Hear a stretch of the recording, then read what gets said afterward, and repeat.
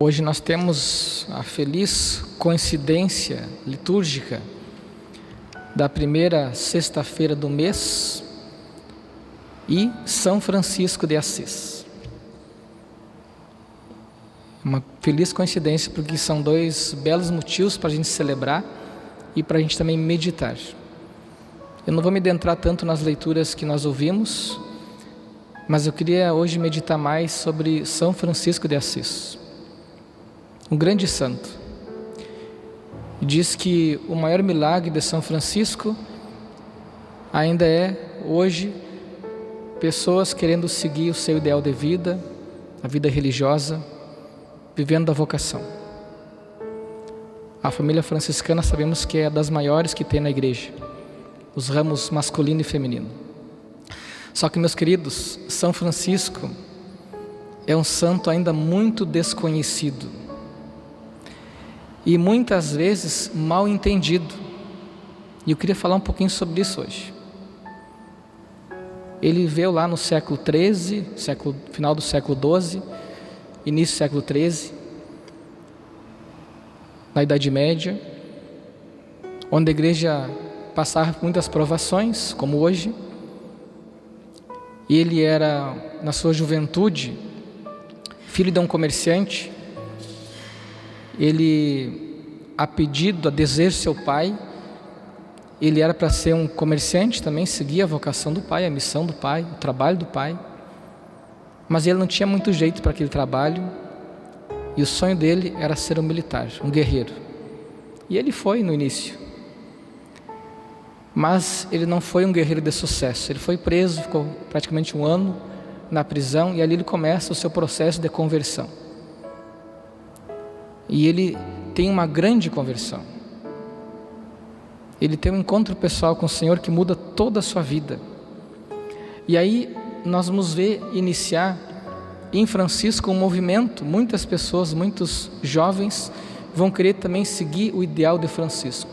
E eu queria agora falar um pouquinho sobre as virtudes de São Francisco. Muitas vezes desconhecidas, como disse, e muitas vezes manipuladas. Uma virtude de São Francisco é que ele oferecia sacrifícios. Ele teve esse encontro pessoal com o Senhor e ele fez da sua vida um sacrifício. A começar porque ele renunciou os dotes do seu pai. O seu pai, como disse, queria que ele fosse um comerciante, mas ele sabia que se ele continuasse naquele caminho do pai, ele não alcançaria o objetivo de sua vida, que era a santidade, que era ficar mais próximo do Senhor.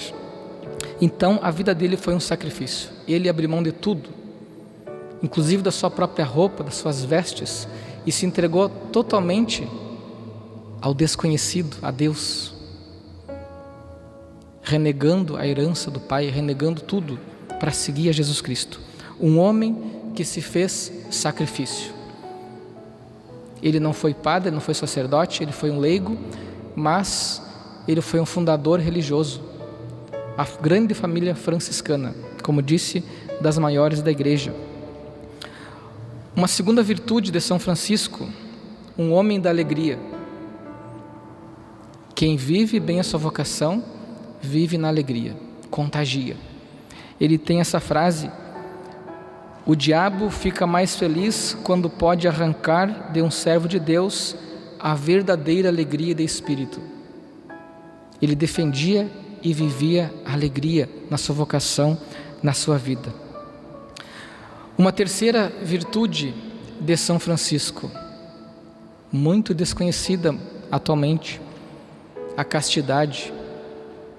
Ele não casou, ele não teve família, não teve filhos, não fundou família com filhos carnais, espirituais sim, lógico, mas ele foi um mártir da castidade. Teve tentações que nem nós. E tem 2 cenas muito importantes na vida de São Francisco, nas suas tentações. Uma delas para ele vencer as tentações da carne, seus desejos desordenados, próprio de quem é homem, humano, foi se jogar na neve, sem roupa, se jogar na neve, oferecendo-se em sacrifício, homem da castidade.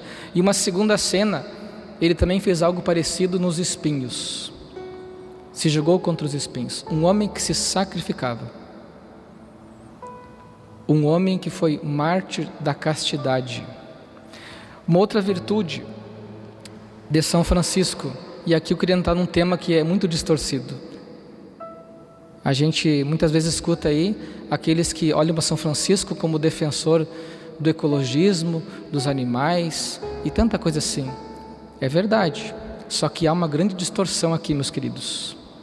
Por que São Francisco ele é conhecido como protetor dos animais e da natureza? Por causa do seu Cântico das Criaturas. Porque ali ele chama o sol, a lua, a terra de irmã.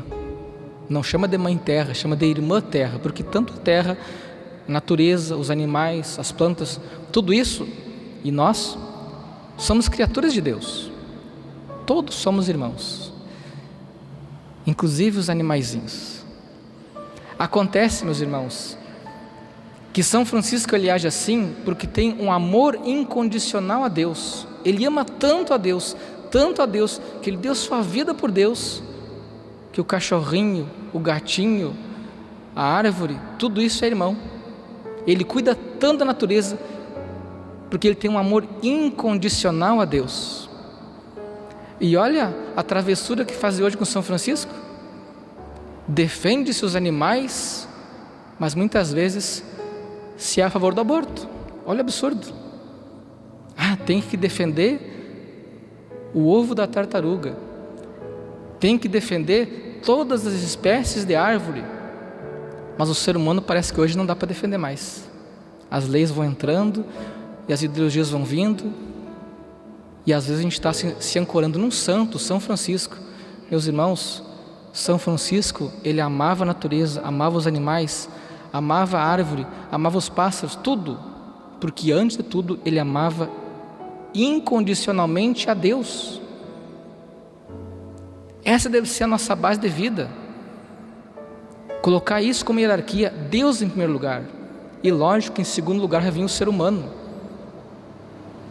Não vai vir a árvore.